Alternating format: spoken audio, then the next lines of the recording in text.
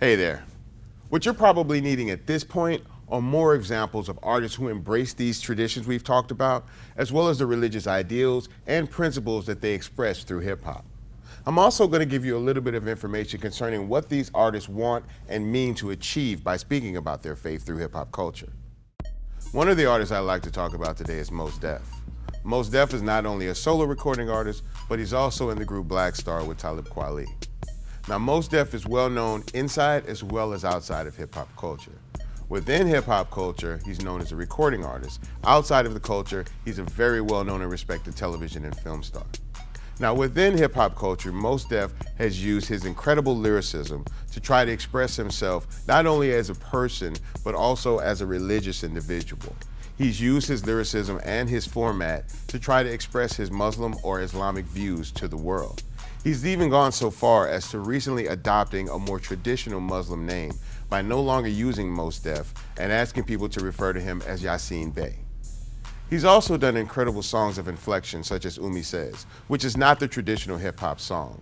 It's almost half rapped and half sung, and it's a bit of praise inside the song as well, because Yasin Bey, or Mos Def, has never been afraid to express himself not only as a person, but more specifically as a Muslim American.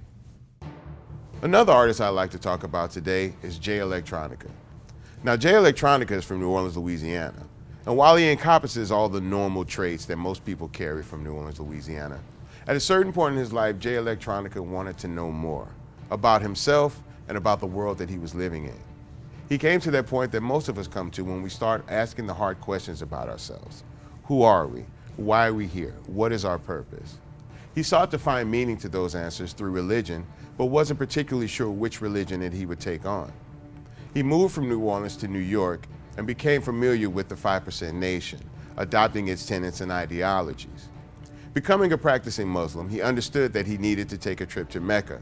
So on that trip to Mecca, he learned a lot more about being a Muslim and a lot more about the Islamic faith. But Jay Electronica didn't stop there. On that quest, he didn't just stay in Islam. He went to different countries and looked into other different religions for more meaning and introspection, one of which was Buddhism. Jay Electronica took some of the practices and beliefs from Buddhism, along with different ideology that he already carried from Islam, and without necessarily trying to merge the two, took bits and pieces from both to try to give himself a clearer worldview and a clearer understanding of himself. If you listen to songs from Jay Electronica like Exhibit A or Exhibit C, you can see bits of ideology from both those religions. But I think it's safe to say that Jay Electronica recognizes himself as a Muslim American. And by having a much more informed view of the world, he's able to share that view of the world with his listeners. And that's a big key point of Jay Electronica and his mission, as well as his movement. He's trying to take in as much knowledge and information as he can to spread it back out to the world. And he comes with a message of peace and understanding. The third artist I'd like to talk about today is Freeway. Now, most people know Freeway within the hip hop culture as a member of the State Property Collective from Philadelphia, which was largely connected to the Rockefeller family. Now, while most Muslim representation in hip hop has been from the 5% Nation of Islam, Freeway's representation is a little bit different. Like many people in the Philadelphia area, primarily on the south side of Philadelphia, Freeway practices as a Sunni Muslim, and there's a very large Sunni Muslim community in South Philadelphia.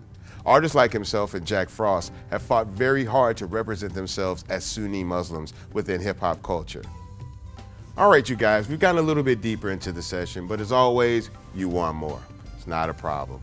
Make sure you go to the Backstage Pass because there's a lot of great information that extends this conversation. But don't stop there. Go to the community page. Start sharing your thoughts. Ask a few questions. Let's extend this conversation, you guys. Thanks for hanging out, and we'll see you next time. Early.